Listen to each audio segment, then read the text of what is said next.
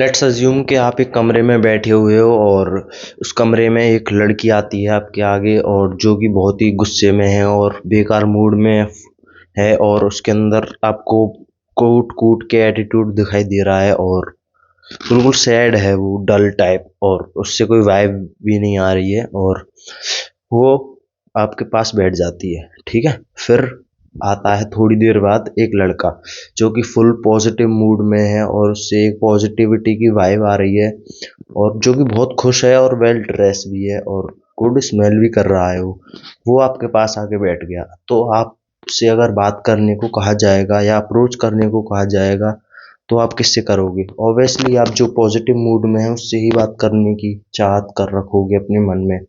तो इसी तरीके से हमारा जो पॉजिटिव इफेक्ट है, हमारा पॉजिटिव एटीट्यूड है, हमारा जो पॉजिटिव माइंडसेट है, वो ही हमको अपनी लाइफ में आगे ले जाता है। और नेवर गिव अप वाला जो एटीट्यूड है वो भी एक तरीका का पॉजिटिव एटीट्यूड है।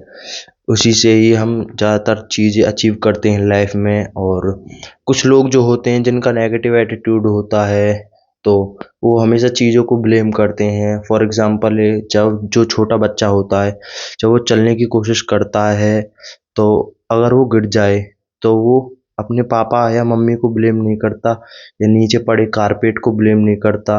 वो बस जस्ट ट्राई करता है, दोबारा चलने की कोशिश करता है, वो फिर फेल हो जाता है, लेकिन वो कभी किसी को ब्लेम नहीं करता। उसका एटीट्यूड इतना पॉजिटिव होता है कि वो दोबारा उठकर खड़ा होकर दोबारा चलने की ताकत रखता है और वो किसी को ब्लेम नहीं करता। लेकिन हम कभी भी फेल हो जाते हैं, हम दूसरों को ब्लेम करने लगते हैं। अपना ब्लेम मतलब हम ब्लेम करते हैं, हम एक्सेप्ट करके चीज़ों को और आगे दोबारा ट्राई करने की नहीं सोचते हैं।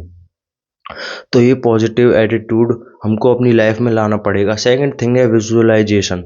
अगर आप हमेशा अपने आप से, मान लीजिए दो लड़के हैं, एक है रमेश और एक है राम। रमेश हमेशा अपने आप से सोचता है कि यार मैं 50,000 रुपये नहीं कमा पाऊंगा पर मंथ, या यार मेरे बस की नहीं है 50,000 कमाने, या मुझे कहीं कैसे 20,000 की नौकरी मिल जाए तो मैं उसमें खुश हूँ। और कभी भी वो अपनी लाइफ में 50,000 रुपये नहीं कमा पाएगा अगर उसका इस तरीके का एटीट्यूड है। जबकि राम का बहुत पॉजिटिव एटीट्यूड है, वो चाहता है कि मैं 50,000 रुपये कमाऊं, और वो सोचता है उसी तरीके से, विजुलाइज करता है। उसका माइंडसेट ऐसा है कि वो 50,000 रुपये बहुत जल्दी अचीव कर लेगा। उसके रास्ते में हाँ कुछ कठिनाइयाँ आएंगी, लेकिन वो जरूर पा लेगा उस चीज़ को। थर्ड चीज़ है विजुअलाइजेशन। अगर आपको कुछ भी अचीव करना है तो आपको विजुअलाइज करना पड़ेगा हमेशा। अगर आप कहते हो कि मैं ये चीज़ कर सकता हूँ, वो भी सही है। अगर आप कहते हो कि मैं ये चीज़ नहीं कर सकता, तो वो भी सही है। It is all about your mind. What you think in your mind you become.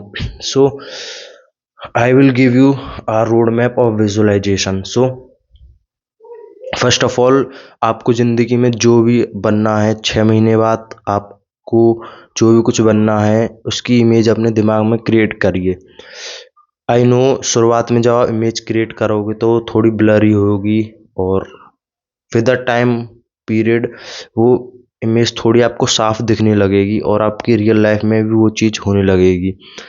बस आपको एक चेयर लेनी है, उस पर बैठना है और 2-3 डीप ब्रीथ करना है। आप मेडिटेशन भी कर सकते हैं 5 मिनट तक, जब आपको विजुलाइज करना है अपने आप को जो आप 6 महीने बाद देखते हो।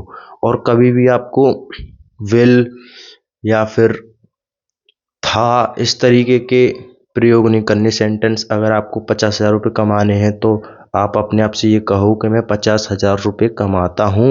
इस तरीके से ये पावर है विजुअलाइजेशन की। फोर्थ पॉइंट है कमिटमेंट। अगर आपने किसी चीज़ का टारगेट लिया है लाइफ में तो आपको उसे कमिटमेंट देनी पड़ेगी पूरी तरीके से। आपको वर्स्ट से वर्स्ट सिचुएशन में भी अपने वर्क पर फोकस करना पड़ेगा। आपको पॉजिटिव एटीट्यूड रखना पड़ेगा। सो लेट्स एग्जांपल, आप मान लीजिए आप एक एडिटर हैं, ठीक है, आपको एक एडिटिंग करनी है और आपके पापा हॉस्पिटल में एडमिट हैं और आपको प्रोजेक्ट बनाकर देना है एक, और वो प्रोजेक्ट बहुत इम्पोर्टेंट है, लेकिन आपके पापा भी हॉस्पिटल में हैं और अब आप सिचुएशन के हिसाब से जो भी आप डिसीजन लेंगे आप उसी डायरेक्शन में चले जाएंगे। और अगर आपने किसी चीज़ को कमिटमेंट दी है तो आपका फर्स्ट डे जो होगा वही आपका मेकिंग डे होगा। उसी दिन आप कुछ कर पाएंगे और जो आपके आसपास के लोग हैं उनसे एज ले पाएंगे। तो आज की वीडियो में इतना ही, मिलते हैं दूसरी वीडियो में। Bye bye.